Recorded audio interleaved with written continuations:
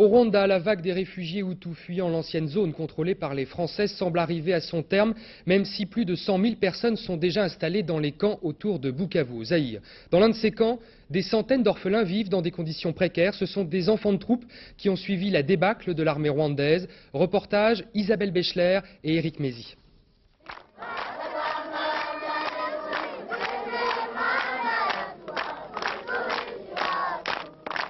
Toute la question est de savoir comment tromper la faim.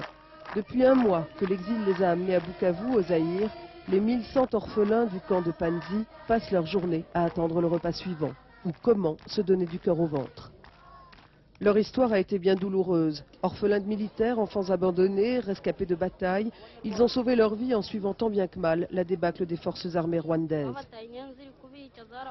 Le FPR prenait les gens, ils frappaient les adultes avec des crosses de leurs fusils, ils les tuaient et puis ils abattaient tous les orphelins.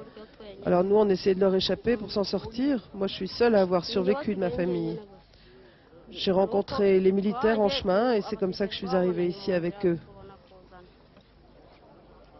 Certains de ces enfants étaient fils ou orphelins de militaires ou de membres du parti au pouvoir, ou pire, de miliciens Interamwe. Mon grand frère était allé chercher de la nourriture avec ma petite sœur vers la zone FPR. Et il est tombé sur des soldats qui les ont pris en otage. Après, on a appris par des témoins qu'ils avaient été fusillés. Je suis allée à ce moment-là chez ma tante qui vivait à la gendarmerie et je suis restée là. Après, quand elle a été tuée par le FPR, je suis partie chez les militaires pour m'enrôler dans l'armée. Peu de temps après, nous avons été attaqués à notre tour par le FPR et nous avons dû fuir. Moi, je veux devenir militaire pour venger les victimes du FPR. Je ne suis pas encore fatiguée de la guerre. Voilà pourquoi les ONG ne se sont pas précipitées, assimilant ces enfants à l'armée qu'ils ont suivie pour survivre. Ni le HCR, ni la Croix-Rouge ne se sont encore préoccupés de leur procurer le plus strict minimum. Caritas fournit le riz, ceux qui ont une assiette sont privilégiés. Certains mangeront leur ration quotidienne dans un sac plastique.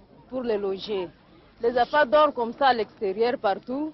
Là où ils trouvent où ils se cachaient, elles se cachent là-bas. Nous n'avons pas où les loger proprement. Ils ont besoin de couvertures. Ils ont besoin de lits. Nous autres aussi, pour préparer de la nourriture, nous avons besoin de marmites. Presque toutes choses, nous le manquons. Une assiette de riz avec quelques haricots par 24 heures, c'est bien maigre quand on est en pleine croissance. Mais c'est le premier effort humanitaire organisé par Caritas, l'équivalent du secours catholique au Zaïre, pour que ces jeunes ne soient pas considérés comme des pestiférés à cause des crimes de leurs parents.